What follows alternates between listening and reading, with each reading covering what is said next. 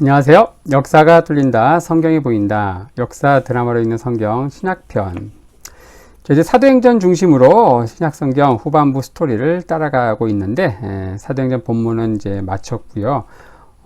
그 이후에 벌어진 쓰여진 목회서신, 옥중서신 이런 것들, 또 베드로 전후서 이런 것들을 살펴봤고요. 자, 오늘부터는 이제 예루살렘 성전 파괴와 함께 유대 국가의 최종적인 멸망으로 치닫는 로마에 맞선 유대인들의 대봉기 Great Revolt라고 하는 그 여파로 국가가 멸망하게 되거든요. 그 정치적 배경에 대해서 좀 살펴보려고 합니다. 마가복음 24장, 흔히 이제 감람산 위에서 있었던 강화, 종말장이라고 하죠. 거기서 예수님 이런 말씀하십니다. 마태복음 24장 2절에 너희가 이 모든 것을 보지 못하느냐? 내가 진실로 너희에게 이르노니 돌 하나도 돌 위에 남지 않고 다 무너뜨려지리라. 성전의 어마무시한 그 위용을 보고 눈이 희둥그레진 제자들의 앞에서 예수님이 뭐라고 하시는가?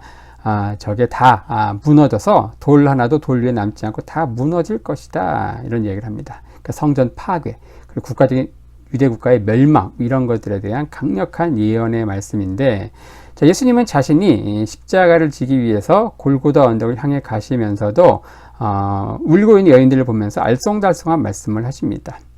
누가복음 23장 28절에 예루살렘의 딸들아 나를 위하여 울지 말고 너희와 너희 자녀를 위하여 울라. 그리고 누가복음 23장 31절에도 푸른 나무에도 이같이 하거든 마른 나무에는 어떻게 되리요. 이 모든 것들은 이제 자신이 십자가에 죽은 이후 한 세대쯤 지나고 한 30년쯤 지나고 나서 벌어질 최종적인 국가적인 파탄 이런 것들에 대한 그런 것들 미리 내다보고 하신 예언의 말씀이라고 할 수 있습니다. 성전 파괴, 주 70년에 있었던 그 디도와 관련된 이러한 배경으로 가는 유대인들의 대봉기. 자, 요걸 이제 살펴보려면 저희들이 먼저 주 70년 이후 성전 파괴, 그리고 유대 국가의 최종적인 멸망, 그 이후에 대규모의 유대인 분산, 디아스포라 이렇게 이어지는데, 이 역사들은 이제 유대 전체 역사에서 지워지지 않는 엄청난 트라우마로 남겨져 있습니다. 자, 이것은 바로 주 66년부터 73년까지 7년간 이어진 로마에 맞선 대봉기의 여파로 발생하는데, 그 출발점은 이제 헤롯 아그리파 1세의 허무한 죽음, 거기서 출발하는 게 좋을 것 같습니다. 이미 말씀드린 대로 몇 개 영상을 통해서 자세히 살펴봤죠. 헤롯 대왕의 손자 헤롯 아그리파 1세는 야누스의 얼굴을 가진 소유자였다. 두 가지 얼굴, 아수라 백작가처럼 두 가지 얼굴이 같이 있었다. 그의 할아버지 누구였습니까? 유대인이 혐오하는 에돔 출신의 헤롯 대왕이었어요. 하지만 그의 할머니가 누구냐? 바로 당시 유대인들이 그렇게 흠모하던 마카비 왕조의 절세 미녀 공주 마리암네였습니다. 아그리파 1세는 탁월한 처세술과 이미지 정치로 후자의 이미지, 그러니까 마카비 왕조의 후예라고 하는 그 후자의 이미지를 유대 백성들에게 각인시키는 데 성공하죠. 그는 이제 주 1세기 유대 역사가 나온 최고의 히트 상품이었다.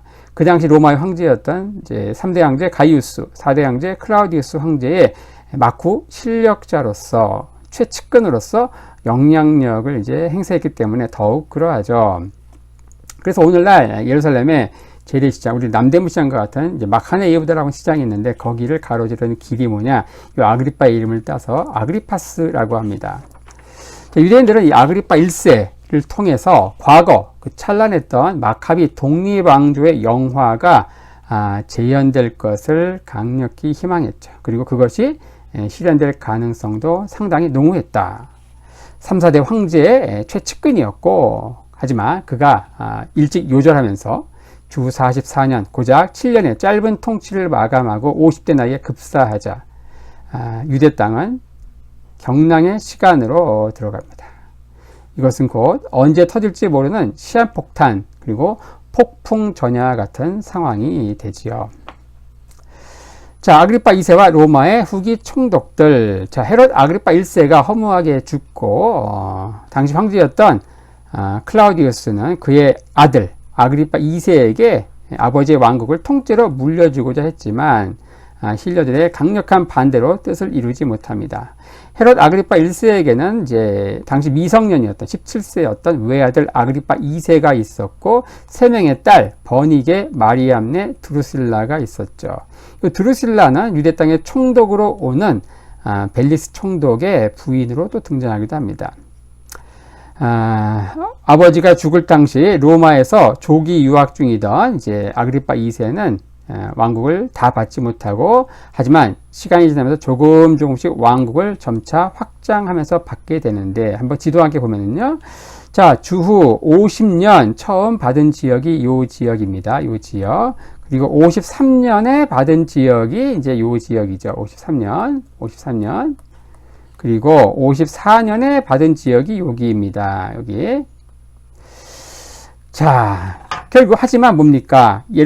성전이 있는 예루살렘을 포함한 유대, 사마리아, 갈릴리 요 핵심 메인 지역은 결국 헤롯 아그리파 2세가 통치하지 못하고, 가장 핵심 노른자의 지역은 바로 로마의 총독령으로 떨어지게 되죠.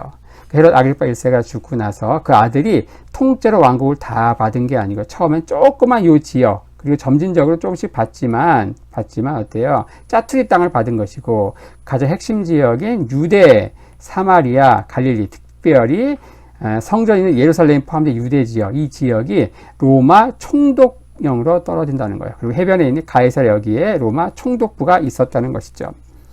자, 헤롯 아그리파 1세가 죽고 나서 유대 땅에 파견되는 총독이 있습니다. 7명의 총독. 이들을 이제 후기 총독이라고 하죠. 헤롯 아그리파 1세가 이제 통치하기 그 직전에도 이제 총독이 있습니다. 그 총독 가운데 대표적인 게 본디오 빌라도죠. 그들을 그래서 초기 총독이라고 하고, 헤롯 아그리파 1세가 있고, 그 이후에 그가 죽고 나서 유대 땅을 통치하게 되는 총독들을 후기 총독이라고 하죠. 파두스 고작 2년, 그리고 알렉산더 역시 2년, 그리고 쿠마누스 4년, 그리고 벨릭스 7년, 그리고 베스도 3년, 그리고 알비누스 2년, 그리고 플로루스 2년, 이렇게 이제 7명의 총독이 유대 땅을 오게 되는데, 자, 이들은 하나같이 뭐였는가? 하나같이 탐관 오리들이었다. 자, 점차 고조되는 메시아 운동. 왜 유대인들이 봉기를 일으키게 되는가? 이곳에 파견된 총독들이 한 명도 제대로 된 총독이 없었다. 그나마 괜찮았던 사람이 성경에도 등장하는 나름 공명정대했던 총독, 베스도 총독이었습니다. 자, 헤롯 아그리파 1세를 통해서 마카비 왕조의 영화를 재현하고자 하는 어떤 독립왕조의 소망은 완전히 산산조각 납니다. 유대 땅은 재차 총독령으로 떨어지며 굴욕을 당하게 되죠. 하지만 한껏 부풀어 오른 기대, 희망이 절망과 환멸로 변하는 순간이었습니다. 그러면서 어떻습니까? 헤롯 아그리파 1세의 통치 기간 동안 이제 잠시 수그러져 있던 열심당 운동, 무력 수정을 통해서 메시아의 도래를 앞당기자라고, 굉장히 호전적인 메시아 운동이 바로 열심당 운동이잖아요. 그 열심당 운동이 들불처럼 퍼져나갑니다. 처음에는 이제 유대 본토에만 있었는데, 헤롯 아그리파 1세가 죽고 나서는 이제 범디아스포라 세계까지 들불처럼 퍼져나가는 거예요. 그 여파로 사도 바울도 입만 열면 메시아를 얘기하기 때문에, 바로 한번 언급했죠. 바로 데살로니가에서 바울이 이제 고소당하는데, 그게 뭡니까? 천하를 어지럽게 하던 자가 여기도 이르렀다. 그 천하를 어지럽게 하던 자가 누구였습니까? 바로 이 호전적인 열심당 운동. 그들도 입만 열면 메시아를 얘기하죠. 바울도 입만 열면 메시아. 로마 당국 입장에서는 뭐예요? 바울의 메시아와 열심당의 메시아를 구분하지 못하는 것이겠죠. 자, 그런 가운데 또 헤롯 아그리파 1세 유대인의 왕 통치기에 그 밑에서 통치를 받던 이방인들, 2등 시민이라고 느끼고 차별과 소외감을 느꼈던 이방인들도 헤롯 아그리파 1세가 죽고 나자 로마 총독령으로 떨어진 그 땅에 살아가던 이방인들도 억눌린 분노가 폭발하면서 이런 민족적인 갈등까지 덧붙여집니다. 자, 그래서 이 시기는 본물처럼 터진 유대인들의 메시아 운동, 그리고 유대인과 이방인 사이의 갈등, 이 두 가지가 얽히고 설켜 한순간에 폭발한 것이 바로 66년에부터 73년까지 7년간 이어진 대봉기였다. 그리고 그 여파로 70년에 예루살렘 성전이 파괴된다. 돌 하나도 돌 위에 남지 않고 다 무너지게 된다는 것이죠. 이 시기에 이 땅을 오갔던 이제 6명의 총독들의 시기에 그때 통치기에 있었던 대략적인 사건을 살펴볼 텐데, 먼저 파두스입니다. 이 파두스는 그 통치기 때 가이사랴 그리고 세바스테에서 이방인들이 반란을 일으킵니다. 그리고 드다라고 하는 사람이 반란을 일으키는데, 그는 이제 모세가 신명기에서 나중에 마지막 때에 하나님께서 나와 같은 선지자를 너희 가운데 세워줄 것인데 너희는 그의 말을 꼭 들어라, 이렇게 얘기하죠. 내가 바로 그 모세가 예언한 선지자라고 주장하면서 봉기를 일으킵니다. 이 드다의 반란이 있고 강경 진압됩니다. 그게 바로 파두스 때에 일어나고요. 근데 알렉산더, 이 사람 굉장히 재밌는데, 이 사람은 이제 아버지가 누구였는가? 알렉산드리아 최고 부자 출신이에요. 이 사람은 디아스포라 유대인 중에서 당시 디아스포라 유대인들의 최고 많은 사람들이 어디에 살고 있었는가? 이집트의 그 알렉산드리아였습니다. 로마 제국 3대 도시 안에 들어가는 그곳, 거기서 최고의 부자였다니까 말 다 했죠. 그는 이제 철학자로 당시 명성을 떨친 필로, 한번 언급했던 것 같은데요. 주 1세기 유대인 최고 석학이 누구였는가? 필로. 그리고 기독교인 최고 석학이 바울이었죠. 동시대에 살았던 필로와 바울. 이 필로가 이제 성경 해석에 있어서 알레고리 해석 이런 것들을 이제 만들어가지고 상당히 인기를 끌었고, 그 알렉산드리아 출신의 한 전도자가 바로 이것을 배워가지고 당시 기독교 설교가로 굉장히 유명세를 떨치게 되죠. 그가 바로 알렉산드리아 출신의 아볼로가 되겠습니다. 아볼로. 고린도 교회에 이제 아볼로파로 불리는 이제 사색 당파 가운데 아볼로파가 있게 되죠. 바로 이 철학자로 명성을 떨친 필로, 이 필로가 바로 이 알렉산더 총독의 삼촌입니다. 말씀드린 대로 이집트에서 가장 출세한 유대인이었다. 하지만 그는 뭡니까? 유대적 전통과 율법을 버리고 완전히 로마인으로 개종한 사람이죠. 유대 종교인들이 볼 때 이 사람 완전히 일제시대를 얘기하면 완전 친일파라고 할 수 있겠죠. 유대인 입장에서 보면 완전한 배교자였다.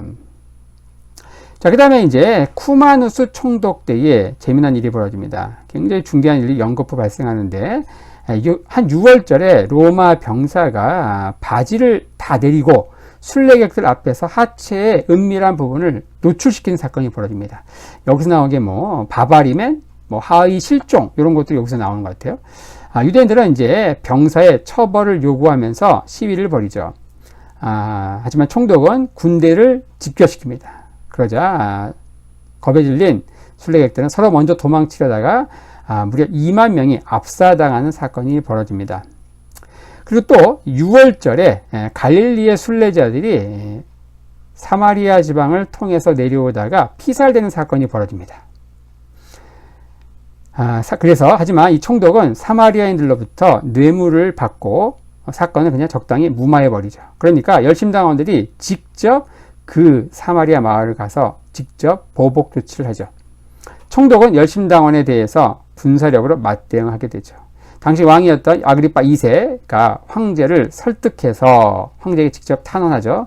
그리고 사마리아인 주모자를 처형하고 총독 쿠마누스를 해임함으로써 사건은 가까스로 진정됩니다. 자, 벨릭스 총독 때 바로 이 광야를 본거지로 해서 일단의 선지자 무리가 난무하게 되는데, 예수님은 마태복음 24장 26절에서 그리스도가 광야에 있다 하여도 나가지 말라라는 말씀을 하시는데, 그 말씀을 연상하게 하는 사건입니다. 광야에서 자칭 메시아들이 막 출현하는 거예요. 그 중에 이집트 광야에서 한 선지자가 명성을 떨치게 되는데, 그는 광야에서 자신을 따르는 수천 명의 무리를 이끌고 감람산을 거쳐 예루살렘으로 입성하면서 로마 수비대를 무찌르고 자신이 친히 왕이 될 것을 약속합니다. 하지만 총독 벨릭스가 출병하자 그들의 지도자와 몇몇은 도망가고 수많은 추종자들은 살해됩니다. 그리고 이 사람은 이제 도망가게 되죠. 이 사건 직후에 바울이 예루살렘에서 체포되는 거예요. 그래서 그 성전 치안 담당자였던 천부장 글라우디우 루시아가 바울에게 이렇게 신문하죠. 사도행전 21장 38절에 그러면 네가 이전에 소요를 일으켜 자객 4,000명을 거느리고 광야로 갔던 애굽인이냐? 이렇게 묻죠. 아니다. 난 애굽인이 아니고 길리기아 다소의 출신의 로마 시민이다. 뭐 이런 얘기를 하죠. 자, 그리고 이 벨리스 총독 때 시칼이라고 하는 이제 속에 시카라고 불리는 단검을 품고 우리로 하면 친일파, 친로마파 유대인들을 암살하는 그 암살단이 이제 출현하면서 굉장히 치안도 어수선해지고 힘든 상황이 펼쳐집니다. 자, 베스토 총독 때는 그런 대로 이제 넘어갔지만 이제 알비누스는 뻔뻔하고 악독하기로 유명했다. 그리고 이 시기에 부정부패가 만연하고 민심은 흉흉하고 유대 땅은 최종적인 파국으로 향하는 폭풍 전야도 같은 상황이 펼쳐지게 됩니다. 자, 이렇게 해서 오늘은 이제 66년부터 73년까지 무려 7년간 로마에 맞서서 유대인들이 대봉기를 일으키죠. 자, 그 여파로 성전이 파괴되고 유대 국가는 멸망하고 유대인들은 전 세계로 흩어지는 디아스포라 역사를 쓰게 되는데, 바로 유대인 대봉기로 가는 그 전후의 그 배경, 역사적 배경에 대해서 간략히 한번 살펴보았습니다.